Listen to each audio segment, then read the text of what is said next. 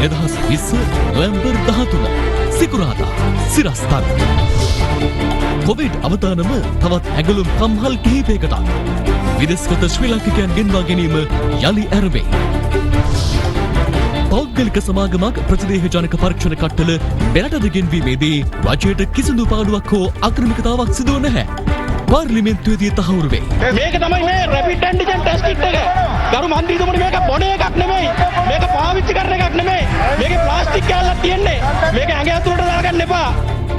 Antigen නිසා පාර්ලිමේන්තුවත් උණුසුම්. Fail කියලා කතානායකතුමනි. අනේ ඉඳ ගන්න දෙයියෝ. ඒ කියන්නේ ලොක්කා. ලොක්කා නෙමෙයි ගරු කතානායකතුමනි. සෝරි සමාවෙන්න. කොවිඩ් දේහ භූමදානයට ඉඩ නොදීම සමාජ සහජීවනයට අහිත කරවිය හැකි. එක්සත් ජාතීන්ගේ සංවිධානයෙන් අගමැතිට ලිපියක් මුස්ලිම් ප්‍රජාවගෙන් අභියාචනා ලැබුණු බවත් දන්වයි.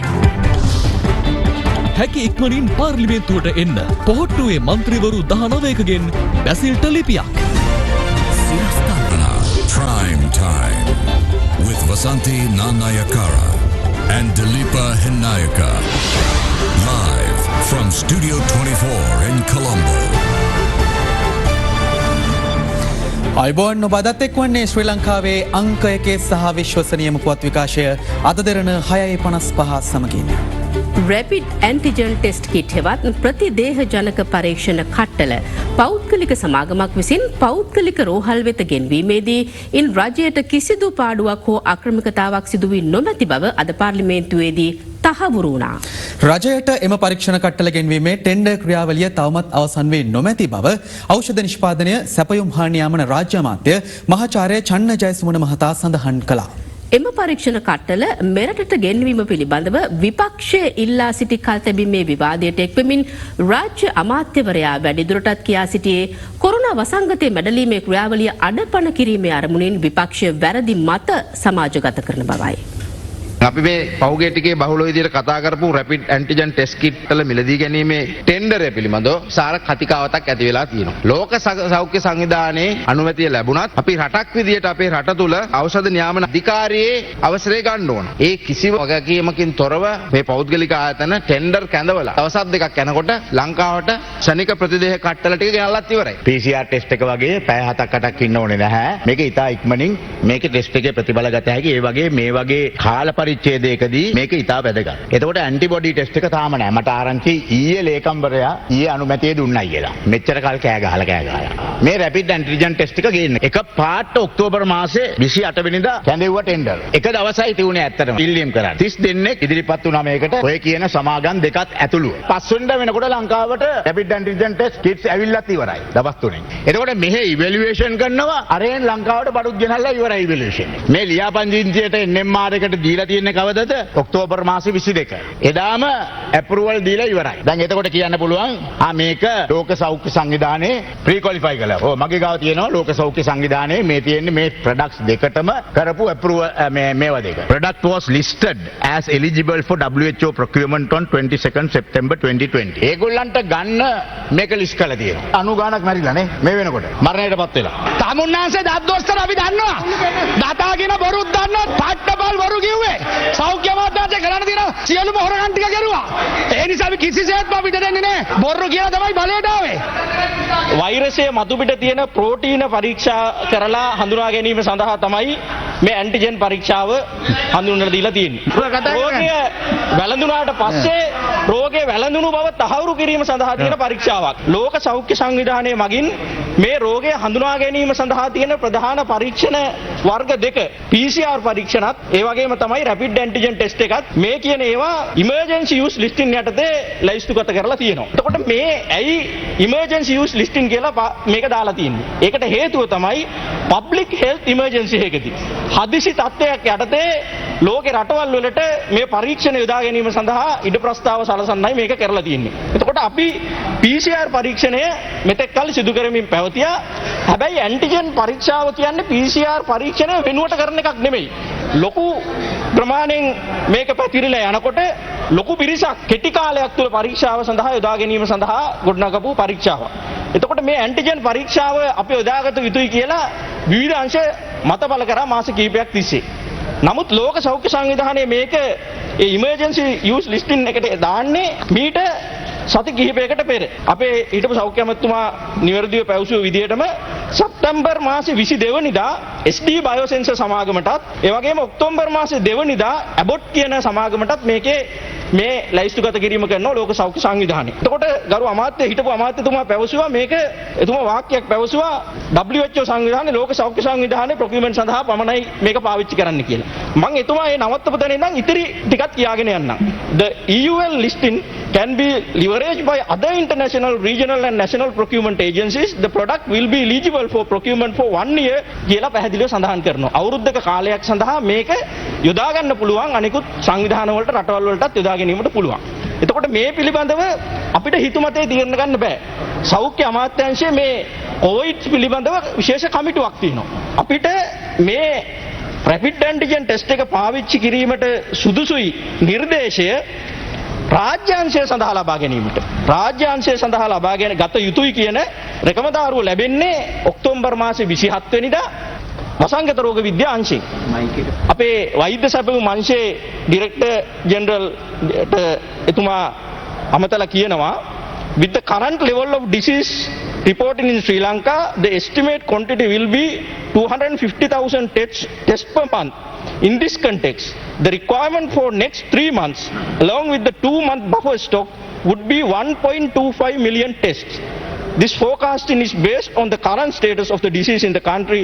In case of change in the disease pattern that need revisions to the estimate, it will be informed in due course. එතකොට 27 වෙනිදා තමයි අපෙන් ඉල්ලීමක් කරන්නේ රාජ්‍ය අංශය සඳහා මේ මිලදී ගන්න කියලා. ලක්ෂ 12මාරක් මිලදී ගන්න එහෙම නැත්නම් අවශ්‍යයි කියලා කියනවා. එතකොට අපි මොකද කරේ? මේක ලබා ගන්න පුළුවන් තැන් මොනවාද කියලා බැලුවා. විශේෂයෙන්ම අපේ සෞඛ්‍ය අමාත්‍යාංශයේ ලේකම්තුමා එතුමා ලෝක සෞඛ්‍ය සංවිධානයේ සමග විවිධ වරණ ගණනාවක් සාකච්ඡා කරලා අපිට කට්ටල ප්‍රමාණයක් ලබා ගන්න එකකතාවකට පැමිණියා.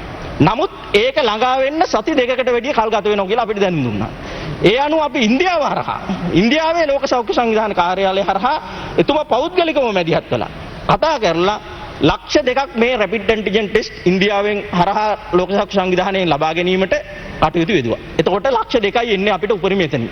ඒ වගේම අපි ආසියානු සංවර්ධන බැංකුවට කතා කරලා එල්ලීමක් කරා අපිට උදව් කරන්න මේ ටික ගන්න කියලා. එතකොට එවුන් පැවසුවා ලක්ෂ 3ක් අපිට ලබා දෙන්න පුළුවන් කියලා ඉවරලා ඒ සඳහා කටයුතු යොදන්න පුළුවන් කියලා. හැබැයි ලක්ෂ 12මාරක් ඉල්ලලා තියෙනවා. ඉතින් ඒක නිසා තමයි පෞද්ගලික අංශය හරහා මේ ලබා ගැනීම සඳහා අවශ්‍ය ටෙන්ඩර් ක්‍රියාමාර්ග ආරම්භ කරනු ලැබුවේ. එහෙම නැතුව හිතුමතේ වෙච්ච දෙයක් නෙමෙයි. එතකොට ඒකේ ක්‍රියාපටිපාටිය තමයි වෛද්‍ය සැපයුම් අංශය මගින් රාජ්‍ය ඖෂධ නීතිගත සංස්ථාවට දැනුම් දෙනවා මෙහෙම කටයුත්තක් කරන්න කියලා හදිසි මිලදී ගැනීමක් හැටියට. ඒ අනුව 2020 10/29 ටෙන්ඩර් කැඳවීමක් එදිනම සිදු කරනවා මේ උපදේශ ලැබුණට පස්සේ. ඒක හොරෙන් කරපු දෙයක් නෙමෙයි. ඖෂධ සහ වෛද්‍ය උපකරණ සැපයුම්කරුවන්ගේ සංගමේ සියලු දෙනාට මේක දැනුවත් කරනවා. ඒ වගේම SPCA එකේ වෙබ්සයිට් එකේ මේක දානවා. ඒ දාපු නිසා තමයි මේ නිෂ්පාදන වර්ග 32ක් සමාගම් 29කට අයිති 32ක් ඒගොල්ලෝ මිල ගණන් ලන්සු තබලා තියෙනවා. එතකොට ඒකේ ටෙන්ඩර් විවෘත කිරීම සිදු වුණේ නොවැම්බර් මාසේ 2 වෙනිදා හවස 2:00ට. ගරු මන්ත්‍රීතුමනි රටේ තියෙන පබ්ලික් හෙල්ත් ඉමර්ජන්සි එකක් නිසා හදිසි ටෙන්ඩර් කැඳවීමක් තමයි සිදු කරේ. මොකද සාමාන්‍ය ටෙන්ඩර් පටිපාටිය ගියා නම් සති ගණනාවක් ගත වෙන නිසා තමයි ඒ තීරණය ගත්තේ. මීට පෙරත් ඒ ආකාරයේ මිලදී ගැනීම කරලා තියෙනවා. එතකොට ඒ ටෙන්ඩරේ විවෘත කරාට පස්සේ ඒ තාක්ෂණික ඇගයීම් කමියුවට යවනවා. ඒ තාක්ෂණික ඇගයීම මේ වනතෙක් සිදු වෙනවා. ඒක ඉවර නැහැ. ටෙන්ඩර් එක තාම කිසිදු සමාගමකට රාජ්‍ය අංශයෙන් ලබා දීලා නැහැ. එකදු රැපිඩ් ඇන්ටිජන් ටෙස්ට් කට්ටලයක් හෝ මේ වනතෙක් රාජ්‍ය අංශයෙන් මිලදී අරන් නැහැ. සත 5ක් හෝ ඒ සඳහා වියදම් කරලා නැහැ මේ වනතෙක්. ඉතාලක් කිව්වම අපි ඒක කියනවා. තාක්ෂණික ඇගයීම් කමිටුවේ වාර්තාව අනුව ටෙන්ඩරේ ප්‍රධාන වෙන්නේ කාටද කියන එක තීරණය කරනවා. එතකොට දැන් ඔබතුමාලා පටලවාගෙන තියෙනවා මේ පෞද්ගලික අංශය සඳහා ගෙනාපු එකත් එක්ක. මේක තමයි මෙන්න පැහැදිලි කිරීම. ද ලෝක සෞඛ්‍ය සංවිධානයේ මම කිව්වා රැපිඩ් ඇන්ටිජන් ටෙස්ට් සඳහා මේ ඇබොට් සමාගමත් SD බයෝසෙන්සර් කියන සමාගමත් තමයි මේ රැපිඩ් ඇන්ටිජන් ටෙස්ට් එක හදන්නේ. මේ සමාගම් දෙකේම ශ්‍රී ලංකාවේ නියෝජිතයා හැටියට කටයුතු කරන්නේ ජෝර්ජ් ස්ටුවර්ට් සමාගම. ඒක අද ඊයේ වෙච්ච දෙයක් නෙමෙයි.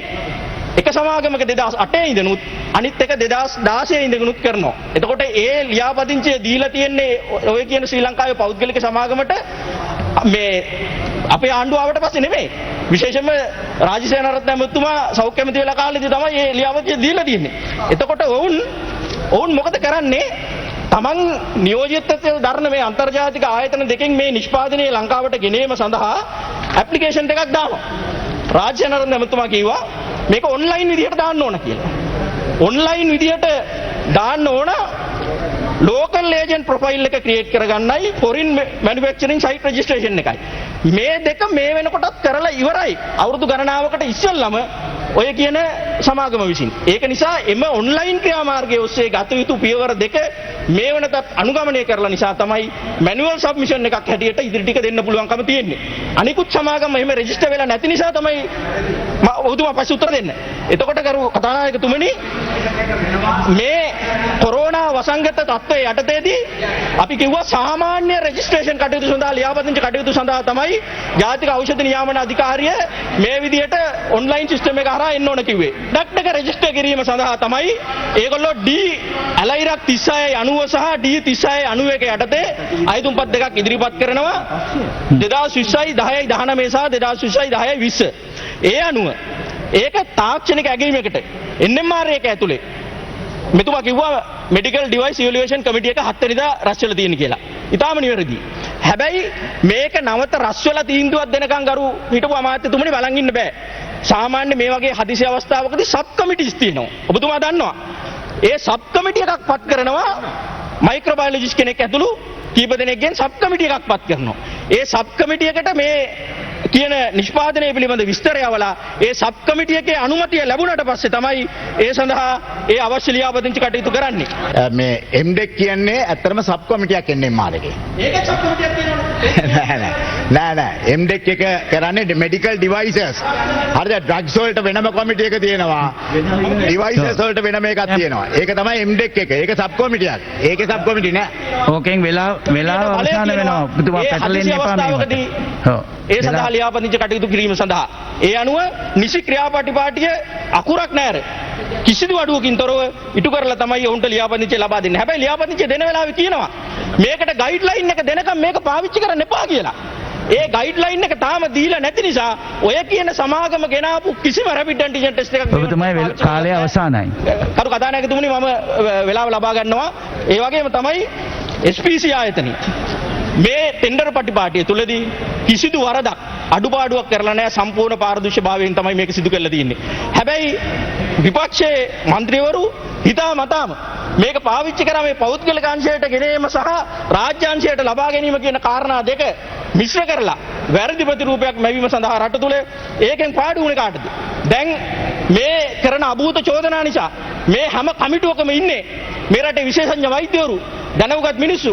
දැන් කමිටුවකට කෙනෙක් එන්න බයයි මේ කරන අභූත චෝදනා නිසා. WHO එක ලෝක සෞඛ්‍ය සංවිධානයේ මුළු ලෝකෙටම ප්‍රී වැලිඩේට් කරලා ප්‍රී ක්වොලිෆයි කරලා තියෙද්දි ලෝකේ පළවෙනි වතාවට එකම රට තමයි ඒකට අභියෝග කර විපක්ෂයක් මේ විදිහට. ලෝක සෞඛ්‍ය සංවිධානයේ තීරණයටත් අභියෝග කරා. ඒකෙන් වෙන්නේ මේ ක්‍රියාවලිය පරක් වෙන එක. ඒකෙන් වෙන්නේ මොකක්ද? අර ගම්පහ දිස්ත්‍රික්කේ මේ රටේ ආර්ථිකයට ප්‍රධාන වශයෙන් දායක වෙන ඒ ගාමන්ට් වල කර්මාන්ත ශාලාවල මේ රෝගේ පැතිරෙනවා නම් ඒ අල්ලා ගැනීම සඳහා ඒ රෝගේ තියනවද නැද්ද කියන එක අපිට ඩයග්නොස් කර ගැනීම සඳහා තියෙන අවස්ථාව තවත් පරක් වෙන එක. ඒ විතරක් නෙමෙයි අද මේ රෝගේ වැඩි වශයෙන්ම පැතිරලා යන්නේ කොළඹ නගර සභා සීමාව තුළ සමගි ජන බලවේගයට වැඩියෙන් ඡන්ද දීපු මිනිස්සු ඉන්න කොළඹ නගර සභා සීමාව තුළ පැතිරගෙන මේ රෝගේ අපිට ඩිටෙක්ට් කර ගැනීම සඳහා තියෙන අවස්ථාව තමයි මේගොල්ලෝ පරක්කු කරන්නේ. ඒක නිසා අපි ඉල්ලනවා බොහොම ගෞරවයෙන් මේ වගේ කැත වැඩ කරන්න එපා. කරුණු කාරණා විකෘත කරලා ඉදිරිපත් කරන්න එපා. ඒ වගේම තමයි රාජ්‍යාංශ නිලධාරීන්ට විශේෂඥ වෛද්‍යවරුන්ට මේ විදිහට අභූත චෝදනා නගන්න එපා. උන් ඉතාම කලකිරීමෙන් ඉන්නේ මේ කරන නොමගේ වීම නිසා. මේක වැදගත් එකක්. සුදස්සන් පැනිය WHO එකට හඳුන්වා දෙන්න බැරුව ගියාද කියන එක ඔබතුමාගෙන් අහනවා විශේෂයෙන්. ගරු කතානායකතුමනි මම උත්තර දෙනවා ඒකට. ගරු කතානායකතුමනි ටෙස්ට් කිට් එකක් කියන්නේ මොකක්ද කියලා නොදන්න අය තමයි විපක්ෂ හිටියේ. ඒගොල්ලෝ මුලින් හිතුවා මේක ඖෂධයක් කියලා. ඒක නිසා ගරු කතානායකතුමනි මම මේක පෙන්වන්න ගෙනාවා. මේක තමයි මේ රැපිඩ් ඇන්ටිජන් ටෙස්ට් කිට් එක. ගරු මන්ත්‍රීතුමනි මේක බොන එකක් නෙමෙයි. මේක පාවිච්චි මේක ප්ලාස්ටික් කෑල්ලක් තියෙන්නේ. මේක ඇඟ ඇතුළට දාගන්න එපා. මේ තියෙන්නේ රැපිඩ් ඇන්ටිජන් ටෙස්ට් කිට් එක. මේකෙන් මේ ස්වැබ් එකෙන් සාම්පලේ අරගෙන මිනිත්තු කිහිපයක් යටතේ ඇතුළත පුළුවන් මේ පරීක්ෂණය සිදු කරගන්න. ඉතින් මේක මුලින් හිතුවා ඖෂධයක් කියලා. මේ ඖෂධයක් නෙමෙයි මේක බොන්න එපා. ප්ලාස්ටික් කෑල්ලක්. ඒක නිසා ඔබතුමන්ලා දන්න දේ ගැන විතරක් කතා කරා නම් හොඳයි. මොකද්ද ඔබතුමන්ලා දෙන සහයෝගය මේක? පැණි ඕන්නම් දෙන්නම් එන්නකෝ. අනුරාධපුරේ එන්න පැණි දෙන්නම්. කියලා එහෙම වරදින වෙලාවල් තියෙනවා මේක නෙමෙයි ඔබතුමාගේ පැණිය ගැන කියන්නෝ මේ වෙන විකාර කියන්නේ නැතුව බොහොම ස්තුතියි. ඔබතුමා අර ගෙදර පෙරපු කසිප්පු ගැන කියන්න බැයිද? ඔබතුමා ගෙදර පෙරපු කසිප්පු ගැන එහෙම කියන්න බැයිද? බාධා කරන්න එපා. මේක මේ රටේ පාවිච්චි කරන්න දෙන්න. මේ සාමාන්‍ය ජනතාවට තමයි මේක යහපත උදා වෙන්නේ. ඒ වගේම තමයි අවසාන වශයෙන් මම කියන්න කැමති මේ ලංකාවට ලබා ගැනීමේදී කිසිදු අක්‍රමිකතාවක් අබමල් රේණුවක අක්‍රමිකතාවක් සිදුුනේ නැහැ. ඒ වගේම රාජ්‍ය අංශයට සත පහක පාඩුවක් වෙන්න අපි ඉඩ තියන්නේ නැහැ. ඔබතුමන්ලට බලාගත හැකි ටෙන්ඩරේ ප්‍රදානය කරාට පස්සේ ස්තුති කතානායකතුමනි. දැන් මේ කිව්ව තර්කයක් තමයි WHO එකෙන් සහතික කරලා තියෙනකොට ඒකට ආයෙත් පරීක්ෂණ කර වෙරිෆිකේෂන් කරන්න ඕනේ නැහැ කියලා. කවුද දන්නවද කතානායකතුමනි කිව්වේ? කවුද දන්නවද කිව්වේ? මේ ඔය කෑ ගහන කට මේක කියවන්නවත් බෑ. ඔබතුමාගේ මාතෘකාවට කතා කරන්න. එච්චර ජනතාවට ආදරෙන් කතා කරනවනේ ඔබතුමා. තාම ගියාද බදුල්ලට? කොරෝනා ඇතුලේ තා එක දවසක් බදුල්ලට ආවේ නැහැ. බිම්බුවට බඩ ගෙම්බගෙන හැඩ. ඒ නිසා ඔයගේ ගෙම්බොන්ට මම උත්තර දෙන්නේ නැහැ. මං අද කියනවා ඒ වගේ හරක් නිසා ෆේල් කියලා කතානායකතුමනි. 15000න් 10000 කොඳ කරලා ගෙදර යවපු එකද ෆේල්? මිරිස් කුඩ ගා ගන්නවා. අන්න පුවක්කාරය ගා ගන්නවා. අන්න වැලි හොරා ගා ගන්නවා. අනේ 69 ලක්ෂල ජය වේවා. අනේ ඉඳ ගන්න දෙයියෝ අද මේ ඇවිල්ලා නිකන් බොරු ටෝක් දෙන්න එනවා. සිංහ ටෝක් දෙන්න එනවා. ඡන්දෙ ඉල්ල ගන්නත් බැරුව බදුල්ලෙන් පැනලා ආපු අරින් මාත්‍යා අභියෝගයක් කරනවා. මම වත්තලට එනවා. පුළුවන් නම් ඊගා ඡන්දෙ දිල්ලා පෙන්නනකො තමයි වත්තල. පිස්සු 300ක් අම්මෝගේ මැරරකම් තමන් ගෙදර ගිහිල්ලා සැපට නිදාගත්තු අරින් අද ජනතාව වෙනුවෙන් කතා කරන්න ලැජ්ජා. කෝටා ෆේල්ලෝ අවුරුදු 30කට දිනන්න බැරි යුද්ධය කෝටාබේ රාජපක්ෂ දිනවලා දුන්නා. ඒ වගේම කොරෝනා පළවෙනි වසංගතය ආපුවම කෝටාබේ රාජපක්ෂ දිනවලා දුන්නා. ඒ වගේ කොවිඩ් එකත් අතේ වගකීම ගන්නවා. මම හිතනවා ඇන්ටිජන් ගැන කතා කර අපිට මෙතන ගහ ගන්න ඕනෙත් නෑ. මේ වැඩේට කොහොමද හමුදා සම්බන්ධ වේවි, ව්‍යාපාරිකයෝ සම්බන්ධ වේවි, පරිපාලන ක්ෂේත්‍රයේ හුඟක් කට්ටිය සම්බන්ධ වෙන්න වෙනවා. ඇමරිකාවේ දැනටමත් එහෙමයි යන්නේ. ඒක නිසා සියලුම දෙනා සම්බන්ධ වෙලා කරන විශාල කාර්යභාරයකට බුදුපිට ආරම්භය දෙන්න වෙනවා. අපි සතුට වෙන ඔබතුමා ඒ දක්වන සාධනීය කරුණු මම හිතන්නේ ගරු ඇමතිතුමිය මේ වැඩපිළිවෙලට එකතු කරගන්නේ කියලා. දැන් මෙතන කියනවා රටේ මහ ජනතාව බේරගන්නේ නැහැ කියලා. කෙටි ක්‍රමවලින් ඉක්මනට ගේන්න හදනකොට කියනවා හොරකම් වෙලා කියලා. ඒ නිසා අපි පැහැදිලිව විපක්ෂයට කියනවා ජනතාව නොමග යවන්න එපා. ගරු ඇමතුමියට දෙනවා කලයක්. ඒ ඇමතුමිය මේක අරන් ගිහිල්ලා අනේ ගඟෙන් දබොස් ගාලා අතාරිනවා. මල කෙලිය වැටලි කාගේද ඔලුවට කියලා අපි දන්නේ නැහැ. එතකොට මරණේ 20 ඉඳන් මූ මුට්ටිය දැම්මට පස්සේ 48 වෙලා මල කෙලියයි. එතකොට ලොක්කා කොහෙද මේ වික්ෂ ශක්තිය? ඒ කියන්නේ ලොක්කා ලොක්කා නෙමෙයි ගරු කතානායකතුමනි. සෝරි සමාවෙන්න. කාර්ය අවසానයි. බොහොම ස්තුතියි. දැන් මේ ටිකේ ගරු කතානායකතුමනි විනාඩියක් දෙන්න සර්. ලොක්කා විනාඩියක් දෙන්න. දැන් මේ යම්කිසි මිනිස්සුන්ගේ විශ්වාස තියෙනවා නම් ඒවටත් ගොඩාක් අය ඇවිල්ලා කියනකොට යම් අතහිත දීමක් කරනවා. මොකද මේක අධ්‍යාත්මික බලවේග ක්‍රියාත්මක වන රටක් නිසා. අපිට පුළුවන්කම ලැබුණා ඒ පැතිරීම නවත්ත ගන්න. ඉතින් ඒ නිසා මම විපක්ෂයෙන් ඉතාම ගෞරවයෙන් ඉල්ලා හිටිනවා අපි කවුරුත් එකට එකතු වෙලා අපේ ජාතික වගකීම ඉටු කරමු. මැද පෙරදිග ඇතුළු විදෙස් රටවල සිටින ශ්‍රී ලාංකිකයින් කාණ්ඩ වශයෙන් මෙරටට ගෙන්වීමේ වැඩපිළිවෙල ලබන සතියේ සිට ආරම්භ කිරීමට රජය තීරණය කර තිබෙනවා. එමෙන්ම මෙරටින් වාර්තා වන සමස්ත COVID-19 ආසාදිතයින් සංඛ්‍යාව 15723 දෙනෙකු දක්වා ඉහළ ගියා. ඒ ඊයේ දිනයේ හඳුනාගත් නව ආසාදිතයින් 373 දෙනාද සමගින්.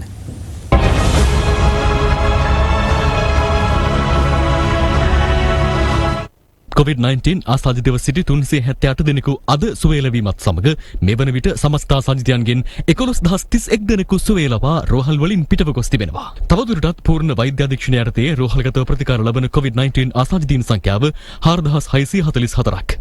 මෙරට විශාලතම කොවිඩ් පොකුර ලෙස සැලකෙන මිනුවන්ගොඩ ඇඟලුම් කර්මාන්ත ශාලාව සහ පෑලියගොඩ මාළු වෙළඳපොළ ආශ්‍රිත පොකුරේ සමස්ත ආසාදිතයින් සංඛ්‍යාව මේ වන විට 12000 සීමාව ඉක්මවා ගොස් තිබෙනවා.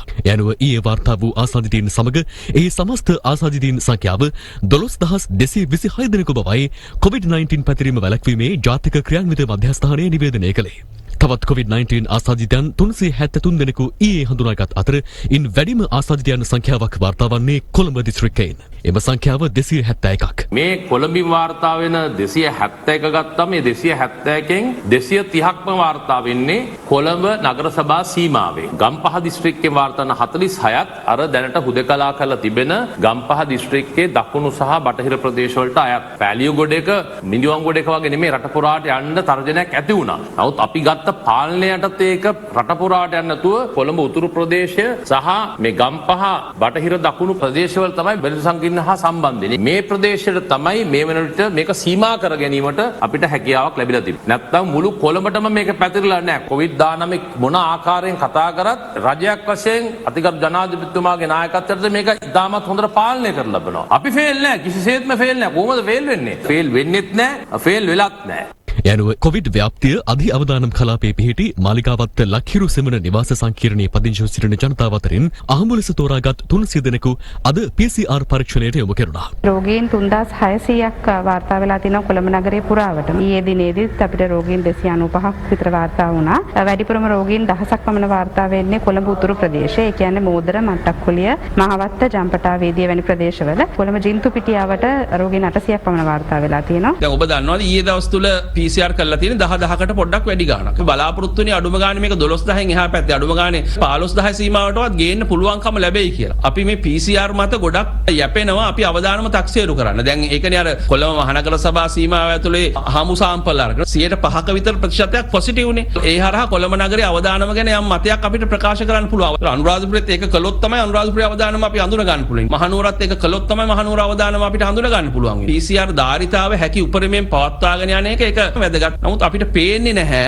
එහෙම ස්වභාවයක් තියෙනවායි කියලා. අර කනාමුට්ටියට ගහනවා වගේ ඔය කවුරු හරි එන කෙනෙකුගේ PCR පරීක්ෂා සිදු කරන්නේ නැහැ. අපි සිදු කරන්නේ පළමු පෙළේ ආශ්‍රිතයින් ඒ වගේම වැඩියෙන්ම මේ රෝගයට ගොදුරු වෙන්න පුළුවන් කවුද කියලා හඳුනාගෙන. ඊසරත් COVID-19 රෝගය පාලනය කළේ සාර්ථකව අපි ඒ විදිහට හරියටම ඉලක්කය බලා කරපු නිසා. ඒක හරියට අපි යම්කිසි විදිහකින් ඉලක්කයට වෙඩි තැබීමක් වගේ. අපි හතරකට වෙඩි තිබ්බොත් අපි උණ්ඩ ගොඩාක් වියදම් කරලා අපිට අවශ්‍ය ඉලක්කයට වෙඩි තියන්නත් පුළුවන්. එහෙම නැත්නම් ඉලක්කය බලලා ඒ වැඩේ කළොත් අපිට උණ්ඩ ඉතුරු කරගෙන වැඩේ කරන්නත් පුළුවන්. ගම්පහ දිස්ත්‍රික්කයෙන් ඊයේ ආසාදිතින් 46 දෙනෙකු හඳුනාගත් අතර එම ප්‍රදේශයෙන් වාර්තා වන රෝගීන්ගේ අඩුවීමක් මේවර විට දක්නට ලැබෙනවා. ඊට අමතරව කළුතර දිස්ත්‍රික්කයෙන් 12 දෙනෙක්, කෑගල්ලෙන් 10 දෙනෙක්, ගාල්ලෙන් 7 දෙනෙක්, පොළොන්නරුවෙන් 2 දෙනෙක්, පුත්තලමෙන් රත්නපුර සහ හම්බන්තොට මාතලේ ප්‍රදේශවලින් එක් ආසාදිතයෙකු බැගින් ඊයේ දිනේ හඳුනා ගැනුණා. පොලිස් නිලධාරීන් 20 දෙනෙකුද ඊයේ හඳුනාගත් කොවිඩ් ආසාදිතයන් අතරට අයත්.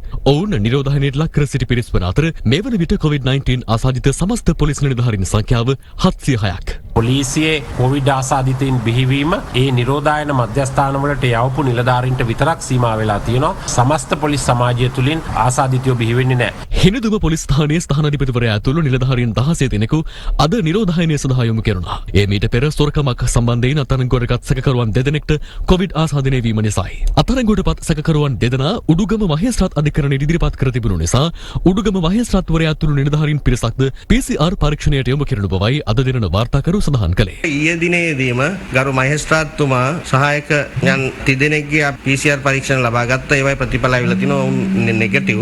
ඉන්න නිලධාරීන් ඇතුළු නීතිඥවරුන් 18 දෙනෙක් PCR පරීක්ෂණ සිදු කරා. ඒවයි ප්‍රතිඵල හෙට එවි. මේ අතර ශ්‍රී ලංකා ආයෝජන මණ්ඩලයට අයත් හොරණ බොරළුගඩ අපනයන සැකසුම් කලාපයේ පිහිටි ඇගලුම් කර්මාන්ත ශාලාවක සේවය කළ කාන්තාවකටද කොවිඩ් ආසාදනය වී තිබෙනවා.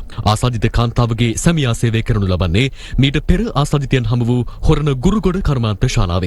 එයාගේ මහත්තයා PCR කරලා තිනවා. එයාගේ PCR නෙගටිව් වෙලා තියෙනවා. ඉදිරි කටයුතු කරගෙන යනවා. මේ අතර තුල්හිරිය ප්‍රදේශයේ පිහිටි ඇගලුම් කර්මාන්ත ශාලාවක සේවයේ නිරතව සිටි පුද්ගලයෙකුට කොවිඩ් ආසාදනය වීමෙන් පසු ඔහුගේ බිරිඳ සහ දරුවාටත් වෛරසය ආසාදනය වී තිබෙනවා. මෙම ආසාදිත කාන්තාවත් අදාළ ඇගලුම් කර්මාන්ත ශාලාවේම වෙනත් අංශයක සේවිකාවක්. දියතලාව කහගොල්ල ප්‍රදේශයේ ඇති කුඩා ප්‍රමාණයේ ඇගලුම් කර්මාන්ත ශාලාවක හිමිකරු ආසාදිතයෙක් බවට හඳුනා ගැනීමෙන් පසු ඔහු ඇසුරු කළ 52 දෙනෙකු PCR පරීක්ෂණයට යොමු කෙරුණා. එහි වාර්තා අනුව බණ්ඩාරවිල වටගමුව ප්‍රදේශයේ පදිංචි කාන්තාවක් සහ මහ උල්පත ප්‍රදේශයේ පදිංචි තවත් කාන්තාවකටද වෛරසය ආසාදනය වී ඇතැයි තහවුරු වුණා. ඉන් එක් කාන්තාවක් ඇගලුම් කර්මාන්ත ශාලාවේ සේවිකාවක්. යනුව ආසාදිතයන්ගේ ආශ්‍රිතයන් 35 දෙනෙකු අද PCR පරීක්ෂණයට යොමු කෙරුණා. උණ සහ උදරයේ වේදනාවෙන් කරවනැල්ල මූලික රෝහලට ඇතුළත් වූ පුද්ගලයෙකුට වෛරසය ආසාදනය වී ඇතැයි PCR පරීක්ෂණයෙන් තහවුරු වුණා. වෛද්‍යවරුන් ඔහුගේ තොරතුරු සොයා බැලීමේදී අනාවරණ වී ඇත්තේ ඔහු ඇසුරු කළ අයෙකුට කොවිඩ් ආසාදනය වී තිබූ බවයි. කරුණු සංගවමින් රෝහල්ගත වූ මෙම පුද්ගලයා පිළිබඳව මුල සිටම නිසි ආරක්ෂිත ක්‍රමවේද අනුගමනය කරමින් රෝහල් බලධාරීන් කටයුතු කිරීම නිසා රෝහලේ අංක 7 වාට්ටුවේ කටයුතු සාමාන්‍ය පරිදි සිදුවනවා. ඒ රෝගියා බොරු කියලා වාට්ටුවකට ගිහින් වාට්ටුවේ ඉන්න අනෙක් රෝගීන්වත් අමාරුවේ දැම්මා. ජීවිත අවදානමත් ගැන නොතකා මේ විදිහට අපි වැඩ කරද්දි මේ වගේ රෝගීන් මෙහෙම කරනකොට අපිට හිතට හරිම අමාරුයි ඒක. හදිසි අනතුරකට ලක් වී කොළඹ ජාතික රෝහලට ඇතුළත් කෙරුණු බලංගොඩ බලවේවත්ත ප්‍රදේශයේ පදිංචි කාන්තාවකටද වෛරසය ආසාදනය වී තිබෙනවා. ඇය තවත් කාන්තාවන් දෙදෙනෙක් සමග පසුගිය ඔක්තෝබර් 14 වෙනිදා බලංගොඩ ප්‍රදේශයේ තේදළු නෙලමින් සිටින අතරතුරදී අසල තිබූ මාර්ගසක අත්තක් ඔවුන් මතට කඩා වැටීමෙන් කාන්තාවන් දෙදෙනෙක් ජීවිතක්ෂයට පත් වූ අතර බරපතල තුවාල ලැබූ කාන්තාව වැඩිදුර ප්‍රතිකාර සඳහා කොළඹ ජාතික රෝහල වෙත මාරු කර ඇවුණා. එහිදී පසුගිය 4 වෙනිදා සිදු කළ PCR පරීක්ෂණයෙන් ඇයට වෛරසය ආසාදනය වී ඇති බව අනාවරණ වුණා. මේ අතරවාරයේ ඇයගේ සැමියාද ජාතික රෝහල වෙත පැමිණ තිබූ බැවින් ඔහුද PCR පරීක්ෂණයට ලක් කිරීමෙන් පසු තහවුරු වූයේ ඔහුටත් කොවිඩ් ආසාදනය වී ඇති බවයි. ඒ අනුව ඔහුව ඇමිලිපිටිය ප්‍රදේශයේ ප්‍රතිකාර මධ්‍යස්ථානයක් වෙත ඇතුළත් කෙරුණු අතර ඔවුන් ඇසුරු කළ බලංගොඩ වලවේවත්ත ප්‍රදේශයේ පදිංචි පුද්ගලයන් 40 දෙනෙකු නිරෝධායනය සඳහා යොමු කෙරුණා. තංගල්ල කුඩාවැල්ල ප්‍රදේශයේ පදිංචිව සිටි 17 හැවිරිදි දැරියකටත් වෛරසය ආසාදනය වී තිබෙනවා. ඇය මීට පෙර කුඩාවැල්ල ප්‍රදේශයෙන් හඳුනාගත් කොවිඩ් ආසාදිතයන්ගේ ආශ්‍රිතයෙක්. ඉකුත් 9 වෙනිදා ඇයට හිසේ කැක්කුමක් හටගෙන තිබූ අතර ඊට ප්‍රතිකාර ගැනීම සඳහා තංගල්ල මූලික රෝහලට ගිය අවස්ථාවේදී පළමු වරට PCR පරීක්ෂණයකට ලක් කළ අතර එහි වාර්තා අනුව ඇයට වෛරසය ආසාදනය වී තිබුණේ නැහැ. ඉන් දින දෙකකට පසු නැවතත් ඇයව දෙවන PCR පරීක්ෂණයකට රෝහලේදීම යොමු කර ඇයට නිවස බලා යාමට අවස්ථාව ලබා දී තිබුණා. දෙවන PCR පරීක්ෂණයේ වාර්තාව ඊයේ නිකුත් වූ අතර ඉන් ඇයට වෛරසය ආසාදනය වී ඇතැයි තහවුරු වී තිබෙනවා. යනුව ඊයේ පස්වරුවේම ඇයව කමුරුගමුව රෝහල වෙත සෞඛ්‍ය අංශ විසින් රැගෙන ගිය අතර ඇගේ පවුලේ සමාජිකයන් නිරෝධායනය සඳහා යොමු කෙරුණා. මේ අතර පසුගියදා දියවන්නා ඔයේ දියත අධ්‍යාරක්ෂිත කලාපයේ අනවසරෙන් ඇතුළු වී දියගිරි මේගේ පුද්ගලයාගේ දේහය ඥාතීන්වත ලබා දෙන ලෙස ඉල්ලමින් අද බුද්ධගමුව මාර්ගය අවහිර කරමින් පවුලේ පිරිස් සහ ප්‍රදේශවාසීන් විරෝධතාවයක නිරත වුණු අතර ඔවුන් පැවසුවේ COVID-19 ආසාදිත බව පවසමින් මේගේ පුද්ගලයාගේ දේහය ලබා නොදින බවයි.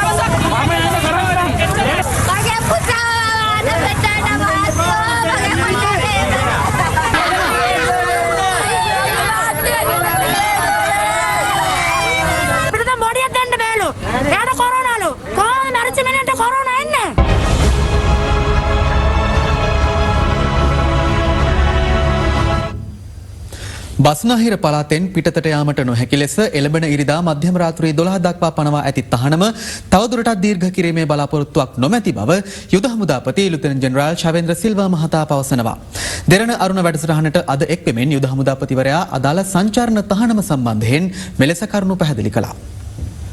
බස්නාහිර පළාත තුළ COVID-19 ආසාදිතයන් විශාල වශයෙන් වාර්තා වීම හේතුවෙන් එළඹෙන 15 වන ඉරිදා මධ්‍යම රාත්‍රී 12 දක්වා බස්නාහිර පළාතෙන් පිටතට සංචරණය කිරීම තහනම් කෙරුණා. විශේෂයෙන්ම මේ තිබෙන තත්ත්වය වෙනත් ප්‍රදේශවලට යෑම වළක්වා ගැනීම සඳහා පමණයි මේ තත්ත්වය ඇති කරනු ලැබුවේ. නමුත් ඒක අනිවාර්යයෙන්ම අපි මධ්‍යම රාත්‍රී 12ට ඉවත් කිරීමට කටයුතු කරනවාමයි. ඒත් එක්කම අපේ හෙට දිනේදී සම්පූර්ණ මේ පිළිබඳ නැවත විශ්ලේෂණයක් කරලා ඔය බලාපොරොත්තු වෙනා දැනට හුදකලා කරලා තිබෙන ප්‍රදේශ අනවශ්‍යයි හෝ අවම පීඩනයක් තිබෙන ප්‍රදේශවලින් ඒ හුදකලාභාවය අනිවාර්යයෙන්ම අපි හෙට දවසේ බොහෝ ප්‍රදේශ ඉවත් කිරීමටත් අපි බලාපොරොත්තුවක් තිබෙනවා. එම සංචරණ තහනමත් සමග සියලු බස් සේවා බස්නාහිර පළාතට පැමිණීම සහ පිටවීම නොවැම්බර් 15 වන දින මධ්‍යම රාත්‍රිය දක්වා අත්හිටුවීමට තීරණය කර තිබෙනවා. කෙසේ වෙතත් බස්නාහිර පළාතෙන් පිට පළාත්වලට ගමන් කිරීමට කොළඹ මධ්‍යම බස් නැවතුමට සහ බැස්ටියන් නාවත බස් නැවතුමට ඊයේ රාත්‍රියේත් ඇතැම් පිරිස් පැමිණ සිටියා. යන්න විදියක් නෑ අපිට. ඒ පැත්තටත් නෑ මේ පැත්තටත් නෑ මහපාරේ තමයි අපිට ඉන්න වෙලා තියෙන්නේ. අයිසිකත් මේ අවස්ථාවේ පොලිසියෙන් ඇවිල්ලා කොහෙද යන්නේ අපි කියනවා ගෙදර යන්නේ කියලා. නිකන් ඉතින් අරගෙන ගිහලා නඩුවක් දාන්න පුළුවන්. ඔය මාතරේ යන්නද? නමුත් අද පෙරවරුව වන විට කොළඹ මධ්‍යම බස් නැවතුමේ සහ අවත බස් නැවතුමේ දක්නට ලැබුණේ මෙවන් තත්වයක්. මෙවර දීපාවලි උත්සවය සමරීමේදී වතුකරේ ජනතාව සහ හින්දු ප්‍රජාව අතර COVID-19 වෛරසය පැතිරීම වැළැක්වීම පිළිබඳව වැඩි අවධානයක් යොමු කරමින් එම උත්සවය සමරිය යුතු ආකාරය පිළිබඳව සෞඛ්‍ය අමාත්‍යාංශය උපදෙස් සහ නිර්දේශයන් නිකුත් කර තිබෙනවා. සෞඛ්‍ය උපදෙස් සහ නිර්දේශයන්ට අනුව මෙවර දීපාවලි උත්සව සමයේදී ජනතාව එක්රැස් නොවී දැනට සිටින ස්ථානවලම රැඳී සිටිය යුතුයි. කෝවිල්වල ප්‍රජාවන්හි හෝ වතු ආශ්‍රිතව ආගමික උත්සව නොපැවැත්විය යුතු වනවා. මේ අතර හුදකලා කර ඇති ප්‍රදේශවල නිරෝධායන නීති කඩ කරමින් හැසිරෙන පිරිස් ඩ්‍රෝන් යානා මගින් නිරීක්ෂණය කර කර දැඩිව නීතිය ක්‍රියාත්මක කිරීමට කටයුතු කර තිබෙනවා. ශ්‍රී ලංකා ගුවන් හමුදාවේ සහාය ඇතිව අද දිනේ මෝදර කොළඹ උතුර ප්‍රදේශය වගේම ගල්කිස්ස හොරණ ප්‍රදේශ ගුවනින් ආවේශනයට ලක් කරා. අද දිනේදී අපිට පුද්ගලයන් 7 දෙනෙක් අත්අඩංගුවට ගැනීමට හැකියාව ලැබුණා. යනුව කොළඹ දිස්ත්‍රික්කයේ හුදකලා කර ඇති පොලිස් බල ප්‍රදේශ කිහිපයක නිරෝධායන නීති උල්ලංඝනය කරන පුද්ගලයන් නිසා අදත් විමර්ශන ආරම්භ කරන්නේ ශ්‍රී ලංකා ගුවන් හමුදාවේ සහ පොලිස් විශේෂකාර්ය බලකායි මැදිහත් වෙමින්. හුදකලා කර ඇති මාවනැල්ල නගරයේ වෙළඳසැල් විවෘත කර පැවතියේ මේ ආකාරයෙන්.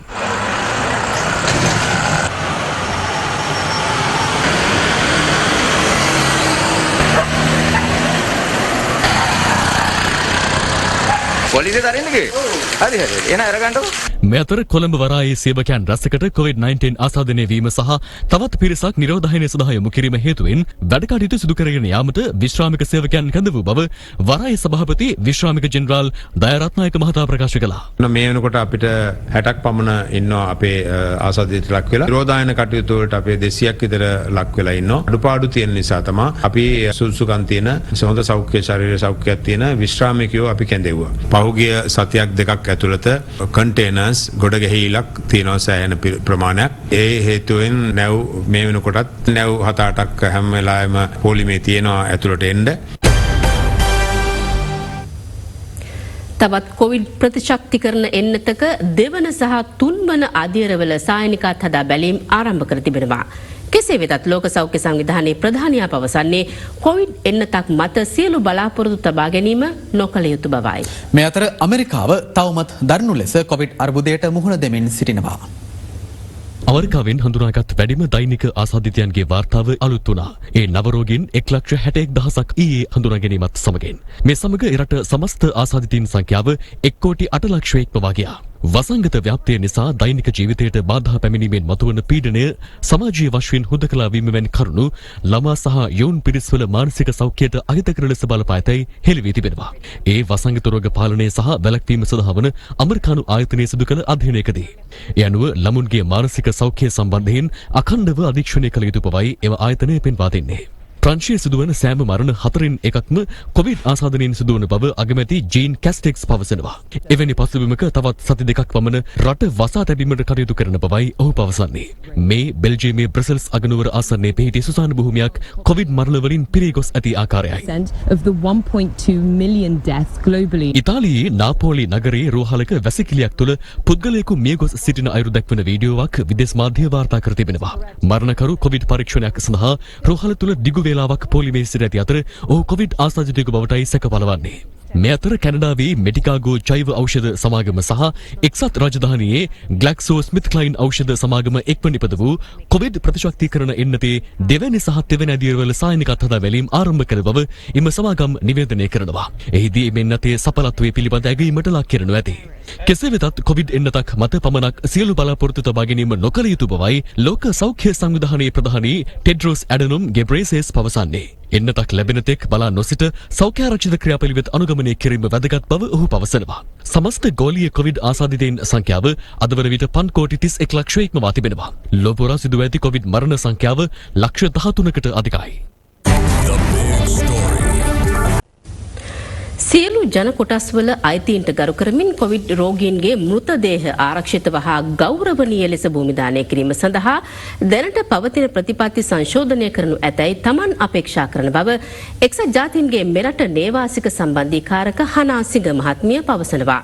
ඒ කොවිඩ් රෝගයෙන් මිය යන පුද්ගලයින්ගේ සිරුරු භූමිදානය තහනම් කිරීමට ගෙන තිබූ තීරණය යලි සලකා බැලීමට රජය ගත් තීන්දුවට අදාළ මාධ්‍ය වාර්තා මත පදනම්ව අග්‍රාමාත්‍ය මහින්ද රාජපක්ෂ මහතා වෙත ඊයේ ලිපියක් යොමු කරමින් එක්සත් ජාතීන්ගේ මෙරට නේවාසික සම්බන්ධීකාරක හනාසිංහ මහත්මිය අග්‍රාමාත්‍ය මහින්ද රාජපක්ෂ මහතා වෙත ඊයේ ලිපියක් යොමු කර තිබුණා. ඇය පවසන්නේ ලෝක සෞඛ්‍ය සංවිධානයේ මාර්ගෝපදේශ අනුව COVID-19 වෛරසය වැළඳී මිය යන පුද්ගලයන්ගේ දේහ ඒ රටවල හෝ පවුලේ කැමැත්ත අනුව හෝ එම දේහයන් හැසිරවීම සම්බන්ධයෙන් ඇති ක්‍රමවේදයන් අනුව භූමදානය කිරීම හෝ ආදාහනය කළ යුතු බවයි. රට තුළ පවත්නා ප්‍රතිපත්තිය මගින් තමන්ට වෙනස් කොට සැලකීමක් සිදුවන බවට මුස්ලිම් ප්‍රජාවකින් සහ ඉන් පරිබාහිර පුද්ගලයන්ගෙන් තමන්ට අභ්‍යාචන ලැබී ඇති බව ඇය එහි සඳහන් කර තිබෙනවා. බොහොම දානය කිරීමට ඉඩ නොදීම සමාජ සහජීවනය කෙරෙහි ඍණාත්මක බලපෑමක් ඇති කරමින් වඩාත් අහිතකර ලෙස බලපාන ඇති බව තමන්ට හැඟී යන බවයි ඇය ලිපියෙන් පෙන්වා දී ඇත්තේ. ලෝක සෞඛ්‍ය සංවිධානයේ මඟ පෙන්වීම මත ශ්‍රී ලංකා රජයේ නිර්දේශවලට අනුව සියලු ජන කොටස්වල අයිතීන්ට ගරු කරමින් කොවිඩ් රෝගීන්ගේ මෘතදේහ ආරක්ෂිතව සහ ගෞරවනීය ලෙස බොහොමදානය කිරීම සඳහා දැනට පවතින ප්‍රතිපත්ති සංශෝධනය කරනු ඇතැයි තමන් අපේක්ෂා කරන බව එහි වැඩිදුරටත් දැක්වෙනවා. කෙසේ වෙතත් කොවිඩ් රෝගීන්ගේ මෘතදේහ බොහොමදානය කිරීමට අවසර ලබා දීමට අදාළ අවසන් තීන්දුව ගනු ලබන්නේ ඒ සම්බන්ධයෙන් පත් කළ කමිටුවේ වාර්තාව ලැබීමෙන් පසුව බව සෞඛ්‍ය අමාත්‍යවරිය පවසනවා. COVID-19 රෝගය වැළඳී මියගිය පුද්ගලයින්ගේ මෘතදේහය භූමදානය සම්බන්ධයෙන් විවිධ අයගෙන් ඉල්ලීම් ලැබී තිබෙනවා. නමුත් මේ සම්බන්ධයෙන් පත් කරන ලද විශේෂඥ කමිටුව තව වාර්තා කිහිපයක් මා වෙත ලබා දීමට නියමිතව තිබෙනවා. පසුගිය කැබිනට් මණ්ඩලයේදී මෙම කාරණය සම්බන්ධයෙන් කැබිනට් මණ්ඩලය කිසිදු තීන්දුවක් ගනු ලැබුවේ නැහැ. කැබිනට් මණ්ඩලය මා වෙත දැනුම් දුන්නේ මේ සම්බන්ධයෙන් පත් කරන ලද විශේෂඥ කමිටුවේ වාර්තා අනුව කටයුතු කරන ලෙසයි. එනිසා ඒ වාර්තා මා වෙත ලැබුණු පසු අවසාන තීන්දුව ගැනීමට බලාපොරොත්තු වෙනවා. ඒ කණ්ඩායම තව මාස 2ක් ඇතුළත ඔවුන්ගේ නිර්දේශ ඉදිරිපත් කරන තෙක් දැනට සෞඛ්‍ය අමාත්‍යාංශයේ නිර්දේශ මත කොවිඩ් වලින් මරණයට පත් වෙන පුද්ගලයන්ගේ අවසාන කටයුතු ඉටු කිරීම තමයි සිදු කෙරෙන්නේ. This is a news alert from Ada Verana 24. මෙන්න දැන් ලැබුණු පුවතක්. අද දිනයේ COVID-19 මරණ 5ක් වාර්තා වනවා. ඒ අනුව මෙරට මියගිය කොවිඩ් ආසාදිත මරණ සංඛ්‍යාව 53 දක්වා ඉහළ ගියා.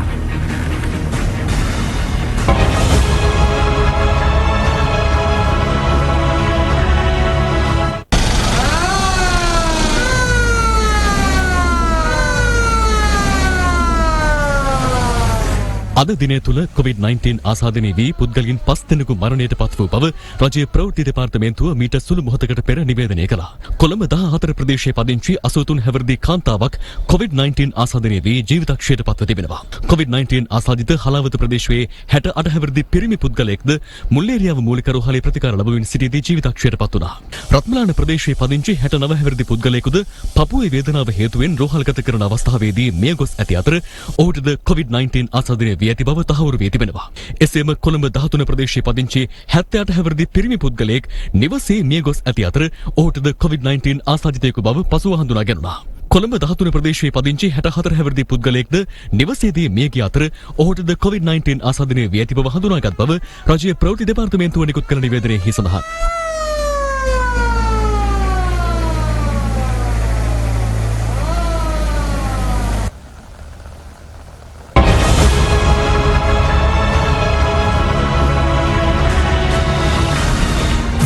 Is a news alert from Ada Verana 24.